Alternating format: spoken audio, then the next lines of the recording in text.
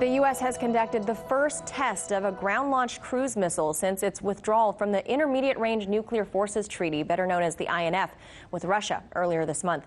RT correspondent Sayeh Tavangar brings us the full story. Sayeh? Yes, that's right. For those of us who thought that the U.S. and Russia weren't about to enter into a nuclear arms race, this week may have been an eye-opening moment. Just 16 days after the U.S. officially withdrew from the Intermediate-Range Nuclear Forces, known as the INF Treaty, and over 3 decades after it came into effect under Presidents Ronald Reagan and Mikhail Gorbachev, the U.S. military has conducted a test of what it calls a ground-launched Tomahawk land attack missile.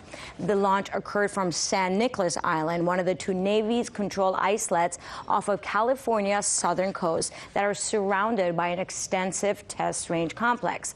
The Pentagon said in a statement that the test missile exited its ground mobile launcher and accurately impacted its target after more than 500 kilometers of flight, hinting that the test was likely the beginning of a program to build additional weapons once banned by the treaty. The Pentagon added, data collected and lessons learned from this test will inform the Department of Defense development of future intermediate range capabilities. Now, if the INF Treaty were still in effect, this missile launched today by the U.S. would have been constituted a violation of such treaty, since, as the statement noted, it traveled more than 500 kilometers. Now, the U.S. already has air and sea launch cruise missiles, so developing a ground launch version seemed to be a fairly speedy process. Now, Moscow has called the missile test regrettable and said that it showed Washington had been getting ready to end the treaty for a long time, since a recent missile test could not have been conducted without preparations that would have taken much longer than a few weeks.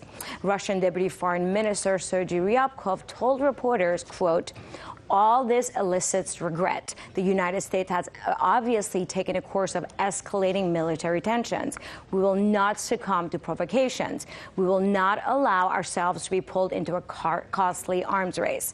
Now, the INF Treaty has banned the possession, production, or high flight testing of all types of missiles with a range between 500 to 5,500 kilometers. Nuclear weapons considered especially destabilizing because of their short flight missiles.